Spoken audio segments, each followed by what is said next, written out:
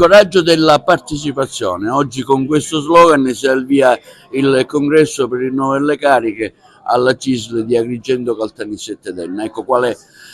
messaggio lanciare dal nazionale in una zona periferica purtroppo molto disastrata come il triangolo che le ho detto. Beh, la celebrazione di un congresso, di un territorio così importante che mette insieme 3 province,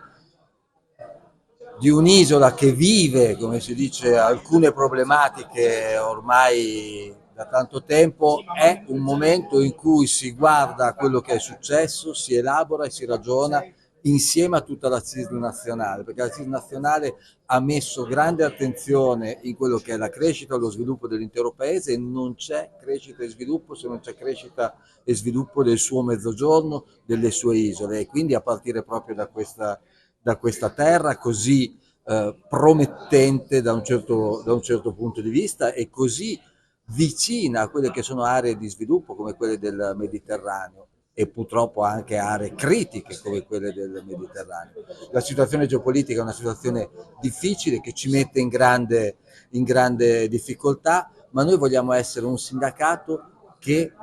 costruisce coesione, che lavora sulla partecipazione. Abbiamo questo disegno di legge all'approvazione in Senato, se andrà in porto cambieranno le relazioni industriali, ci sarà e ci dovrà essere una nuova modalità di stare insieme, perché solo insieme si può continuare a crescere, e in quest'isola c'è necessità di rinnovata coesione, di rinnovata prospettiva insieme a tutto il territorio nazionale, perché insieme possiamo farcela.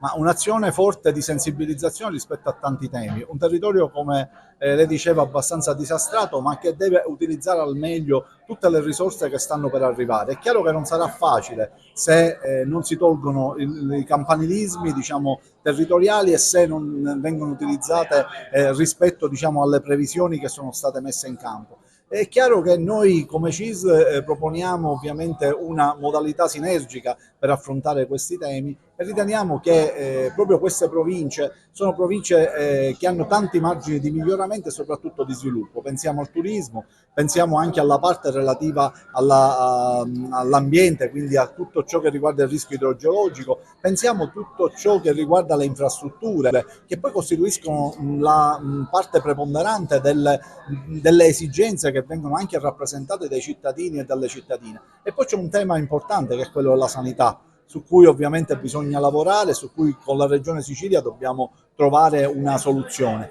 Si parla tanto di ospedalizzazione, o quantomeno si parla tanto di riforma ospedaliera. Noi diciamo che bisogna guardare forse con più attenzione ad una riforma complessiva della medicina territoriale. Questo vale per tutta la regione, ma mi permetto di dire vale molto di più, soprattutto per le aree interne che scontano anche quelle distanze viarie che molto spesso creano tanto disagio alle persone. Oggi un interessante convegno, si rinnovano le cariche della CISL per il triennio Agrigento, Caltanissetta ed Enna. Lei è stato finora la conduttrice, la segretaria, diciamo, e quindi facciamo un bilancio della sua attività, ecco come si è evoluto in questa sua, diciamo, guida negli anni il sindacato nelle 3 province. Sì, io acquisisco la guida della CISL Agrigento Caltanissetta Enna lo scorso novembre del 2024, quindi un periodo relativamente breve, dove abbiamo già cominciato a lavorare su delle proposte per il rilancio delle aree interne. Oggi abbiamo scelto infatti Agrigento come sede del congresso della CISL, proprio per mettere in rilievo che Agrigento sta vivendo il titolo di capitale della cultura e purtroppo sconta ancora dei forti ritardi rispetto, diciamo, al progetto originario, quindi ci auguriamo che la provincia di Agrigento e Agrigento possano avere adesso l'attenzione che meritano e si faccia in fretta a creare gli investimenti per restare una seria occupazione nel territorio e uno sviluppo.